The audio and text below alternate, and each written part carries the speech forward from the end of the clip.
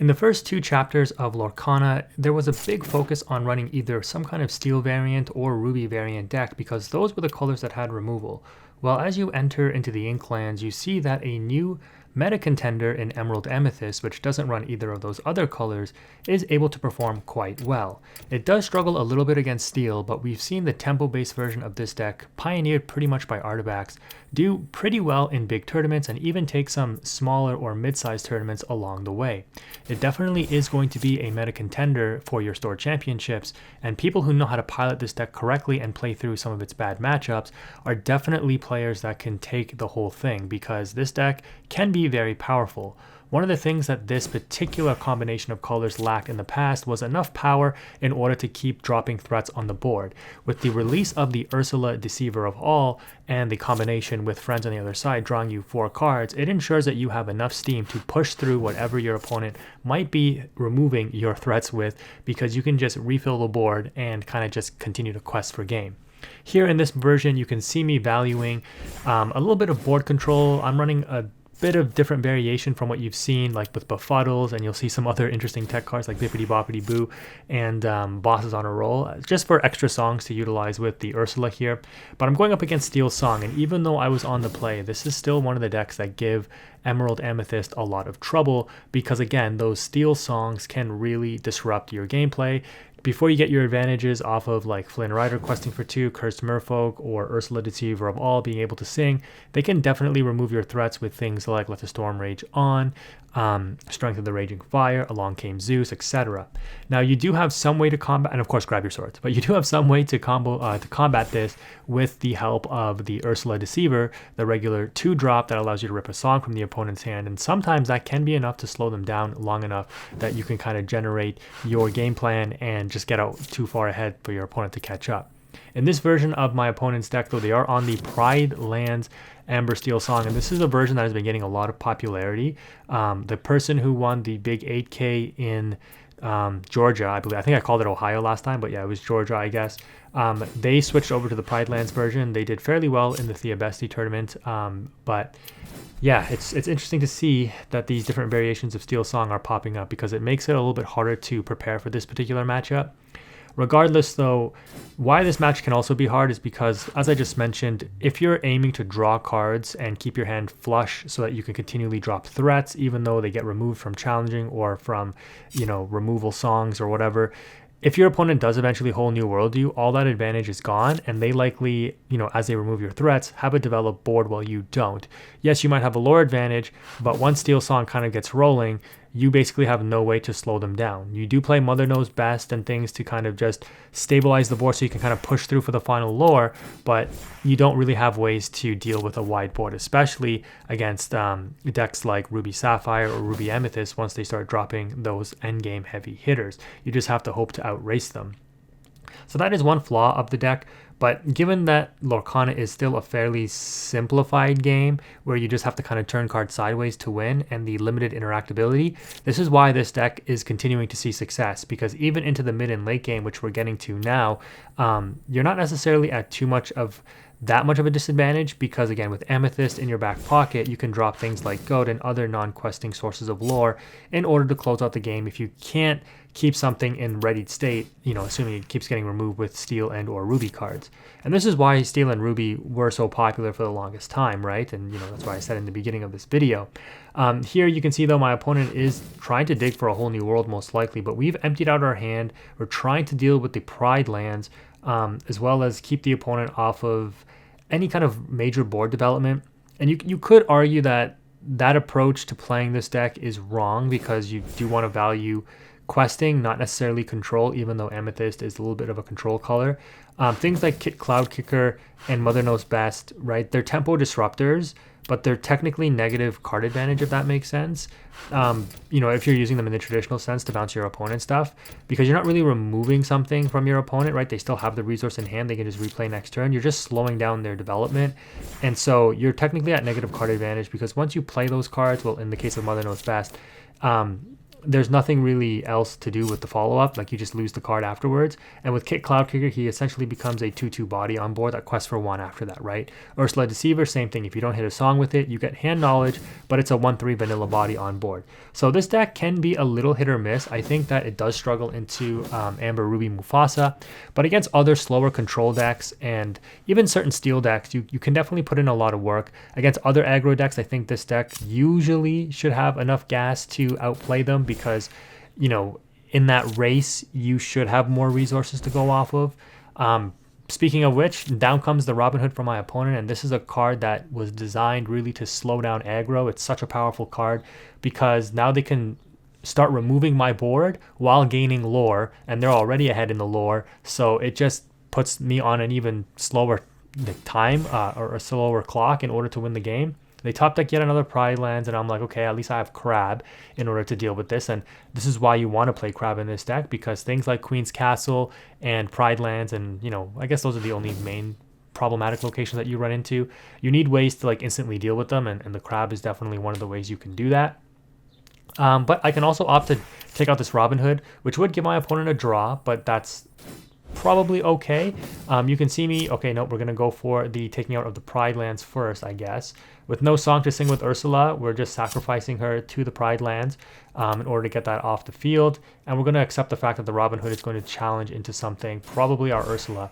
They top deck an Ariel here, and if they get a whole new world, we should be okay with that since we do have a pretty wide board. The opponent is ahead on the lore count, but they're going to remove something with Robin Hood, gain 2 lore, sing whatever song they pick up here with the other Ariel most likely, and again, just continually stabilize their board state. They grab a Zeus, and this is okay, 2-for-1 removal basically. Not 2-for-1, but yeah, sing Zeus to take out the Crab so that I can't utilize it next turn to crash and boost something up, and then Robin Hood will take out the Ursula, gaining them 2 lore, and now it's 3 characters to 3, where they definitely have the stronger set of characters on board. We top deck a Crab, so okay, we're going to play that, boost up one of our rabbits and crash it into the Robin Hood. We're each going to draw 1, and I'm just hoping to draw something that's impactful, and we do indeed draw something pretty strong in the Queen's Castle.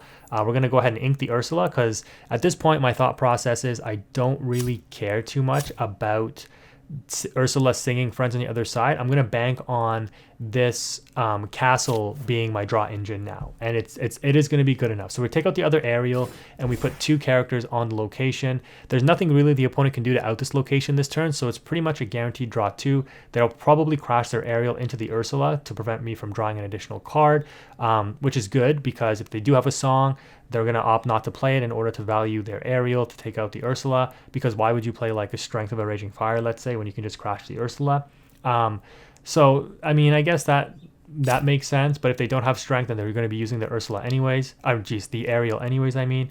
So off the Queen's Castle, we gain 2 lore, we draw 2, and this is where the Mother Knows Best is going to come in really handy here. We're first going to use Crab to take out the Ariel, so you can see the interaction. They're forcing my opponent to take out my Ursula so that their Ariel gets exerted, and then finishing it off with the Crab. We're going to bounce back the Robin Hood and then put our Rabbit on the castle, quest with both, and now we're in, I don't want to say total control, but we have enough control where we're drawing a lot of cards. We have 2 pretty good Merlin cards on board that can get some utilization if they're removed from the field. The opponent, unless they want to hard cast a song, can't really deal with this board right now because they have nothing that has rush. And Zeus won't be enough to take out the Queen's Castle even if they did have another one. So that's kind of the thought process behind developing my board this way. Now off the Queen's Castle, we draw 3. You can see the amount of advantage we've been able to generate now. And this Robin Hood continues to be a bit of an issue. We're going to go ahead and hard cast. The boss is on a roll. And I think, you know, I was still kind of new to using this card, and I think I used it incorrectly because I guess the card that you put on top of your deck as number 1 will be the last card you draw. So if I end up putting 2 cards on top of my deck, I think I only end up putting 1 here, but I think the way that this works, I could be wrong, but whatever card you select second to put on top of your deck will be the card you end up drawing. And then the card you selected as 1 will be the card that you draw second. Anyways, we end up developing 2 more 1-drops, and I just put my opponent on, I don't care about the Robin Hood, go ahead and crash into something, take your damage, get your lore, because I'm putting you on, either you have to deal with the location or you deal with the characters. And with these two 1-drops, putting them on the castle represents tremendous advantage. Now, there is one play that would absolutely destroy me and make me lose the game, and that was if the opponent had a grab your swords, because it would wipe out my whole board. And then they could probably just attack the Robin Hood into the castle, then take out castle next turn, and I would get no additional draw. I knew I was going to draw a castle off of the boss on a roll, and thankfully the opponent didn't have a swords. And this is how you have to play the game sometimes, guys. You cannot play fearful that your opponent always has the out. Yes, you do want to play around certain cards sometimes, but what else was I going to do in this scenario, right? This is how these games kind of go. They kind of come down to the wire a little bit. I don't have a way to really answer my opponent's board. I'm just looking for a goat because I'm obviously on 19 lower. I can't draw one. I can't see another craft to take out the Robin Hood either. So I know the opponent is going to go to 19 themselves, and I just drop the second location and say, I don't think you have a way to gain lore out because you're not playing flutes outside of questing. So therefore you go to 19 and I'll just win the game on the following turn. So in the end, it was enough, but you can see just how down to the wire it was. And it really depended on me or my opponent not having the perfect out to wipe my board in the crucial moments. And this is reasonable because you've seen Amber Steel's Song kind of cut back on their copies of Grab Your Swords. Most decks are actually running 2 now, if any, really, because they just value the other individual songs, like individual removal songs, like Let the Storm Rage On and Strength of the Raging Fire a little bit more. But my opponent realizes there's nothing they can do and they're going to end up scooping it up. Let's go into the second game.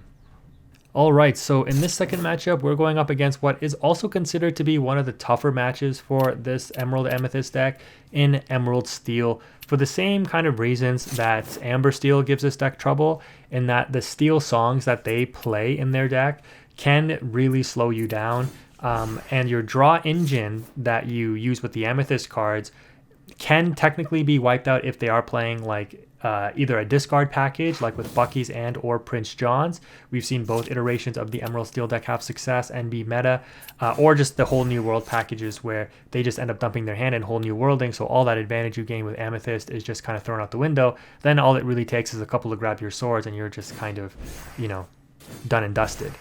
In this particular instance, though, you see again on the play, I mean, I don't always want to show you guys matches on the play, and I've shown you a lot of going second matches, but the nice thing about this deck, like if you're in a best of 2 format on the play, this deck is extremely strong, and that kind of that's kind of what it has going for it, is that you can sometimes 2-0 against the slower decks, but you can also 1-for-1 into matchups that are a little bit tougher. And so this is a good example of that. And that's kind of why I'm showing you these going first matches against Amber Steel and Emerald Steel, because these are some of the more tougher matches for this deck. But my opponent is able to kind of put up a decent board. They fired the cannons, my Merfolk. So Merfolk still goes 1-for-1, but I don't get the 2 lore off of the quest for it. And then they develop a double hook, which is very, very strong against us here, because hook being a 1-drop and getting that extra value trades up into all of my X and 3 toughness characters, as you can see here, trading up into the Fox, which I have to do, right? Like what else? I can't deal with these hooks otherwise. They're not going to be questing with them. They're just going to leave them on board so that they get the value off of taking out some of my higher cost drops. And if they eventually develop a Smee, the hook just sits there protecting the Smee from the damage as well, right? So I have to be very wary of that. So I have to do my best to try to bait this out.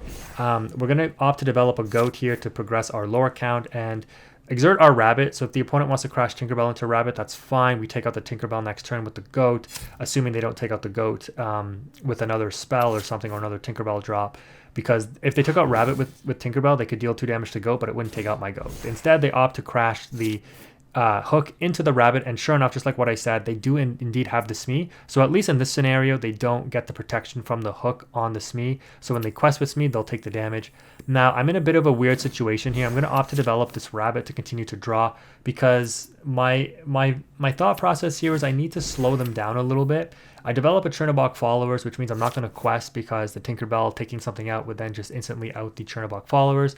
But I'm thinking maybe I just need to draw a little bit more. The opponent is on 3 cards. I'm on 3 cards as well. I'm not sure if they're on a discard package or anything yet. My guess is if they're playing the Bucky's, that they are, and sure enough, they reveal the Prince John. So it looks like they're probably on the Bucky and Prince John version. They're going to quest with the Smee, take damage, and pass, not exerting their Tinkerbell. And like I showed you in the last match against Amber Steel, you do have some ways to stabilize boards with Crab, but you do rely on your opponent exerting their characters. So this, you could opt to say this is a misplay. Should I have quested with the goat, used the fox to bounce the goat back, and then just fox take out the Mr. Smee?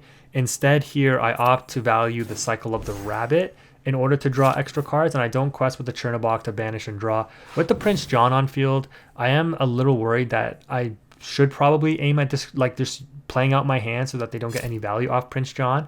But now that they don't have more than 7 strength on board, and they quest with their John, because clearly they have no discard, so there's no value in keeping John just sitting there ready to up, they're just going to throw the Tinkerbell into my castle, and I draw into a Mother Knows Best right on time. This was a super clutch draw because it may not seem like a lot, because again, Mother Knows Best doesn't really provide you like too much advantage. Like yes, it's a tempo disruptor, but they still have the cards in their hand, right?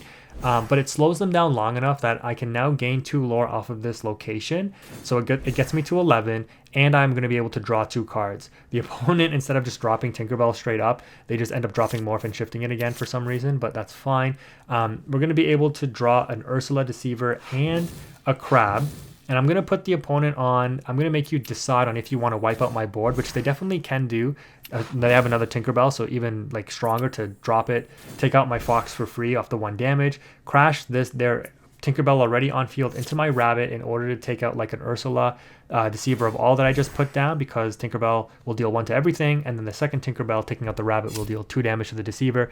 And while this looks like a terrible play on my end, I did this for a reason, because I wanted to prevent the opponent from attacking the castle. The castle drawing 2 here is still super relevant. Yes, I don't draw 4, but that's fine, but I'm also gaining the 2 lore, and so you can see me go to 15, and what I described to you in the first match, where sometimes you just have to put the characters on the board and turn them sideways to win the game, is exactly what I'm going to be able to do here. Unfortunately, because I have such a control-oriented mindset, I don't realize that I have 5 lore on board here. Like the Crab is 1, the Flynn Rider is 2, so that's 3, and then to double Chernobog followers is up to 15. I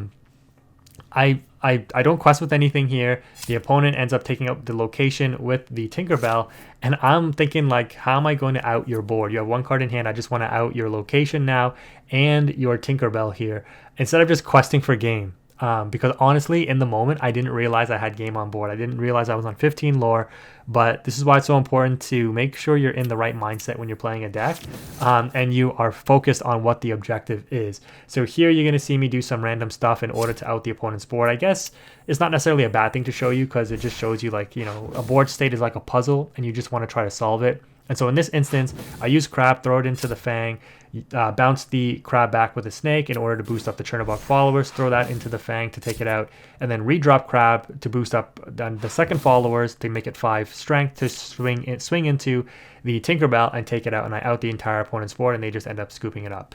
If you made it this far in the video, thank you again for watching. If you liked the video, a like would be appreciated as well. I will be doing a deck profile similar to what I've done on the other videos as well, so if you're interested in that, make sure that you are subscribed and have the notifications turned on for when that drops. But that's going to wrap it up for this video. You see the deck list on screen and likely linked in the description to the Dreamborn link if you're interested in taking a look at that. But yeah, let me know in the comment section below what you think. If you enjoyed this deck, what you think of it in the format. Thank you again for watching. Quantum is out.